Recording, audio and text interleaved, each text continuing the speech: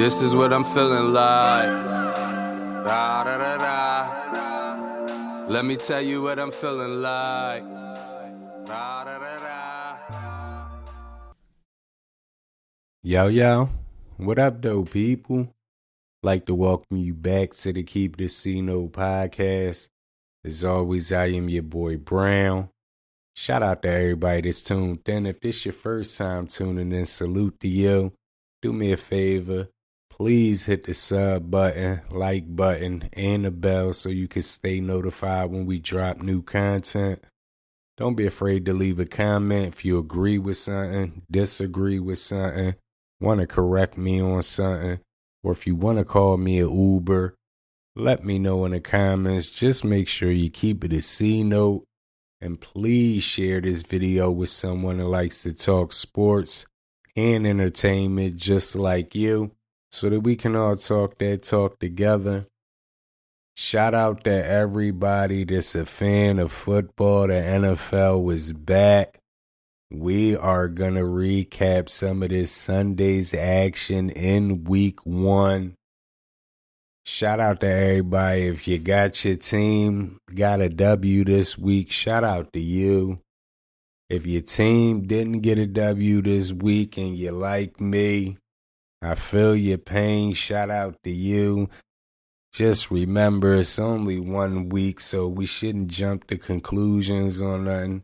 No champion was crowned yet, so, But before we talk about these Sunday games, the silliest thing I've seen recently has to be the NFL. The move with that Green Bay Philly game in Brazil.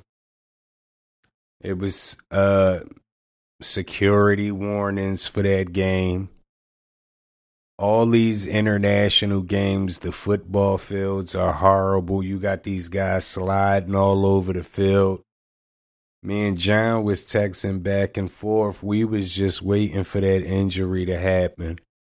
Listen, I understand that the NFL was trying to expand past America, and they want to get fans in other countries and all that. But right now, you're risking the livelihood of a lot of these football players.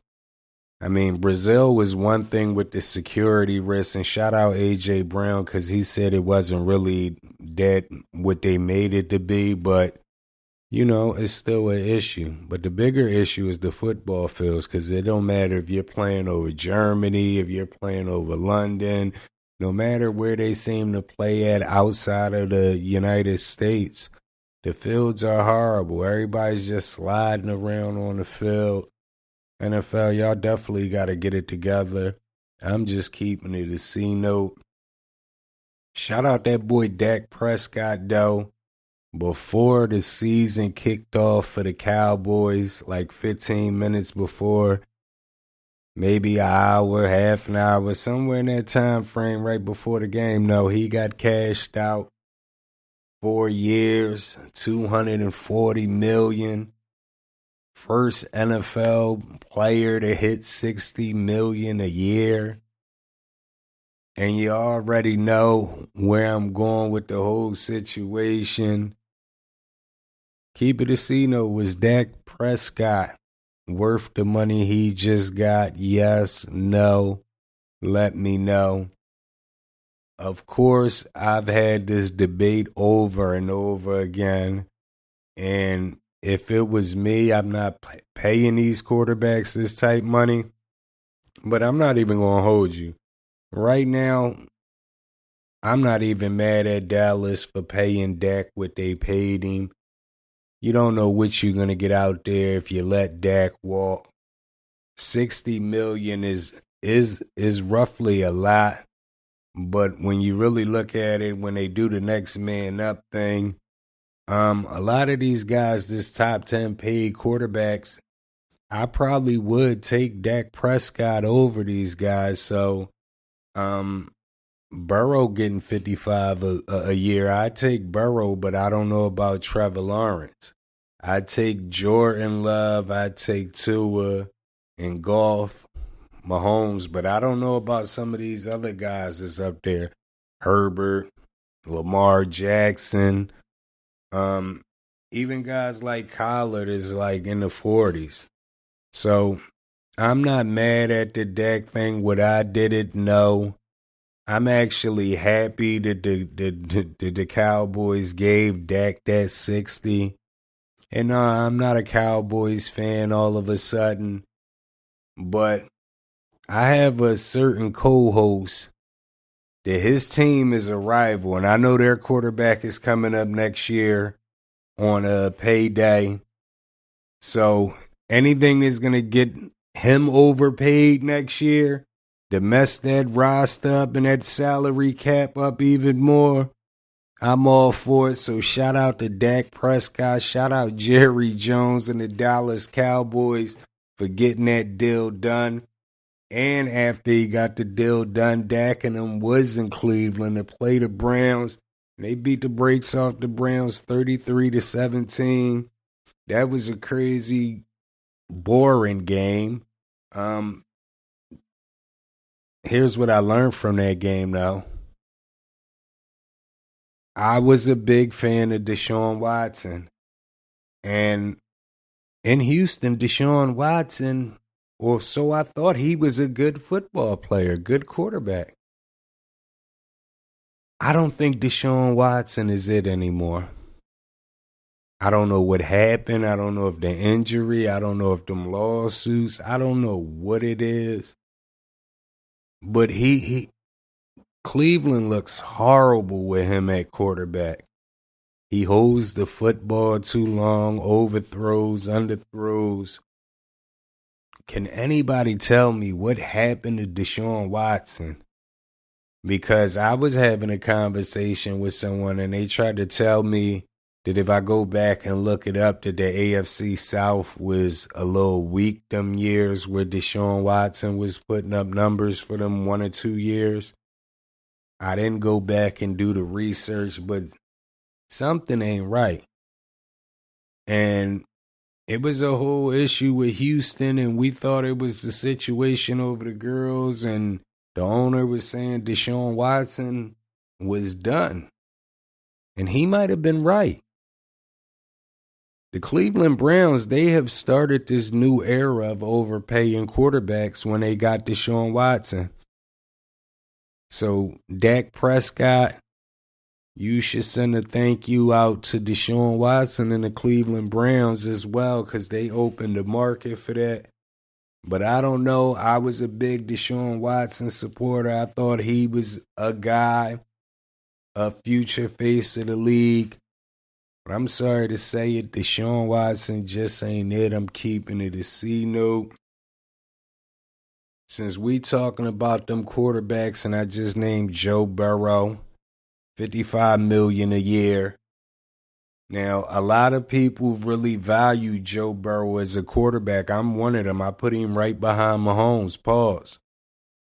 But we're getting into that realm right now where he had a good run that 1 year, got Kansas City out of there, got to the Super Bowl. Next year, he lost in the AFC Championship game.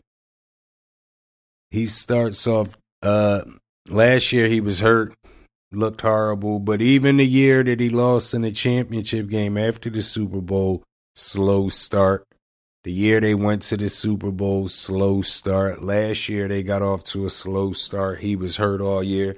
This year they start the season off with a loss against New England, and T. Higgins didn't play. Joe Mixon is no longer on the team. He's over Houston putting up 150-yard games on the ground. And I just don't know about this Bengals team, and I'm starting not to know about Joe Burrow. He did not look precise in game one. Now, again, we're not going to jump to conclusions because, again, we know it's week one. Jamar Chase was holding out. Higgins isn't there. That's totally a different team. But I'm putting Joe Burrow on the clock because that's my guy, but I can't continue to make excuses for you. Like, real rap, I don't even want the playoff wins to, like, deceive people. Like, you sneaking into the playoffs and then you winning a game or two or making it interesting. Like, it's about time Joe Burrow has one of them years where he comes out and get busy, and Cincinnati is nice from beginning to the end. Real rap. Right now, they hold division 0-1 except for the Steelers. Steelers first place after week 1. Yeah, but and we already know Jamar Chase trying to get paid. T. Higgins on his way out of there next year. So this is really the last hurrah with the Bengals before they normalize their offense and have a normal team with Jamar Chase and a bunch of whoever's out there. And I get it, Jamar Chase, you want to get paid and all of that. But if you're going to hold out, hold in, act disgruntled and all that, and then play in the game, you got to get busy and still produce. You got to get open. You got to still put numbers up. After week 1, I didn't see that. I'm just keeping it a C note. Now listen, everybody knows I'm not a college football guy. And I know this is week 1. I didn't take the preseason season serious, but I've been told even the media's hyped it up that Caleb Williams was the next thing, right? He is supposed to be the guy. What are your thoughts on Caleb Williams after week 1? Shout out to them, though. They did get the 24-17 victory over Tennessee. 24 unanswered points, but Caleb Williams only threw for 93 yards. No touchdowns, no nothing. What's your thoughts on Caleb Williams after seeing him in one pro game? Keep it a C note. I thought he was that guy the way everybody was talking. He's a rookie. It's one game, but I didn't see nothing eye-popping like spectacular to make me say he's going to be one of them guys. I didn't see nothing that made me say, okay, he might be on C.J. Stroud in them level. And I'm just using C.J. Stroud because he's like the younger, new guy that's kind of gets busy. But these guys was putting Caleb Williams on Patrick Mahomes level from the gun bus. They were just telling teams to tank for this kid. And I'm not saying that they were wrong, but after week 1, it don't look like they made it seem. Like, he looks like an average kid, but I don't see nothing that says, oh yeah, in 5 years, Caleb Williams is going to be the man. He's going to be the best quarterback in the league. I just don't see it. I'm keeping it a C note. I'm sorry if that offended you, but it's the ugly truth. And since we talking ugly truth, I want to give you some ugly truth, right? Daniel Jones, the New York Giants, they were hosting Minnesota and they got smoked 28-6. Listen, Daniel Jones is one of them guys that got paid recently a lot of money. But I'm going to keep it a C note. That kid is CFL material. Daniel Jones is horrible. I know the line and all that ain't that good for New York, but Daniel Jones is horrible. He's a poor Josh Allen. That's what he reminds me of, but he just can't throw. He'll run a couple people over because he's bigger and all that, but that kid is CFL material. That's my ugly truth. I'm keeping it a C note. Here's some more ugly truth for you. I just mentioned C.J. Stroud. Last year, Bryce Young was the number 1 pick in the NFL. By the end of the season, we realized that he really shouldn't have been the number 1 pick. After week 1, I'm starting to think that maybe he shouldn't even have been a first-round quarterback. I mean, C.J. Stroud, to me, he's too small. Pause. I haven't seen no great accuracy from him. It ain't like he going to take off and pull a Jaden McDaniel. So I don't really know if Bryce Young should have been a first-round pick, let alone the number one pick in the NFL draft. Don't get me wrong. I know they might not have the best team, but come on, we can't make that excuse for everybody. That's my ugly truth. I'm keeping it a C note. One more for y'all. Shout out to my guy Court. He's a diehard Atlanta Falcons fans. But some things just never change with the Falcons. Every year we get this hype. Oh, Atlanta got this person, that person. It's been happening since they got, I think, Kyle Pitts. I'll go back that far. Maybe even Calvin Ridley.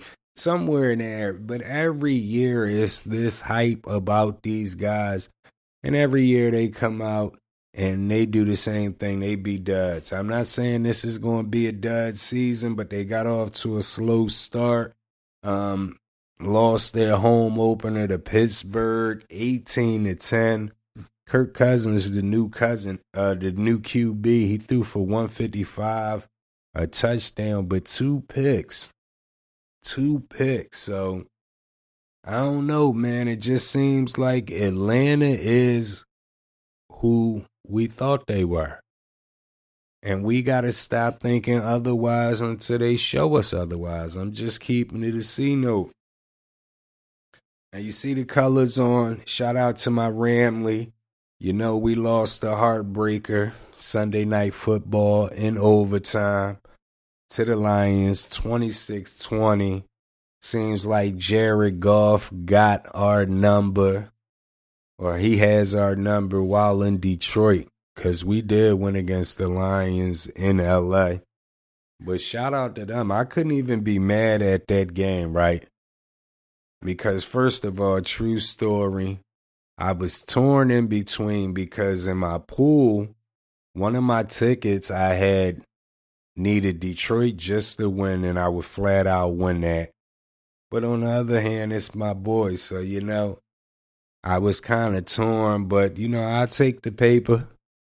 Week 1, we lost. We took that loss. But team played better than I thought we would play. And we lost a couple of offensive linemen in that game. And we lost Puka Nacua. But even better than me winning a couple of dollars on my team taking a loss, what I did see from week 1 from the LA Rams, the best wide receiver in the league is back. Cooper Kupp, injury-free, 14 catches, 110 yards, and a touchdown. The best wide receiver in the league is healthy, and I know it's going to be a lot of hate. But like I be telling a lot of people don't even know it. They just be hating on Cooper Kupp because of his skin color. You can't argue with the numbers when he's healthy. So shout out Vito. Vito told me I should get some sleep because it's going to be a long season for me. I told Vito that's cap. I know we did not do a prediction show, but I do have the Rams finishing 12-5, making the playoffs. But I did tell Vito, so I will tell you guys that my prediction is, barring an injury, because we seem to have that injury bug, Cooper Kupp will lead the league in receiving yards and receptions this year again. And I thought that was before Puka Nacua. And don't get me wrong, Puka Nacua is tough and he got busy and all that, but Cooper Kupp and Matthew Stafford like best friends. So as long as Cooper Kupp is healthy, he's going to get most of the targets. So again, shout out to the Rams. We lost a couple offensive linemen. Believe we got the Cardinals next week, so we should be able to bounce back off of that. But, you know, it is what it is. Again, I'm not heartbroken. I actually... because I don't watch college, and we have the youngest team or the most draft picks that made a roster. I was interested to see how we look. A little sloppy with the tackling, but hopefully that gets better. And I know that the Lions got a tough defense and all that, but Sean McVay has to do a better job of running the football. I'm just keeping it a C note. He did not do a good job at that. So, yeah, McVay, you got to get it together, McVay. You got to start running the football. Shout out to Stafford. Stafford definitely got busy. And, we'll see what week 2 holds in store. Monday Night Football, we got the Jets at San Fran. Keep it a C, know who you're taking. I hate to say it, but I'm taking San Fran. I know it's a lot of Aaron Rodgers talk. I just don't believe the hype anymore. You got to show me. You know what I'm talking about? So, again, Monday Night Football, people, who you got? You got the Jets at San Fran. Keep it a C note. I'm about to wrap this episode up, but I appreciate everybody for tuning in. Again, if this your first time tuning in, salute to you. Do me a favor, make sure you hit the sub button, like button, and the bell so you can stay notified when we drop new content.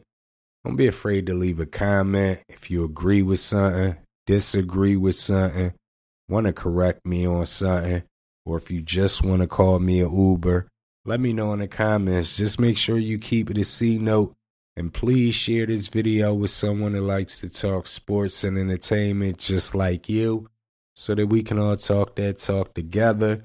As always, I am your boy Brown.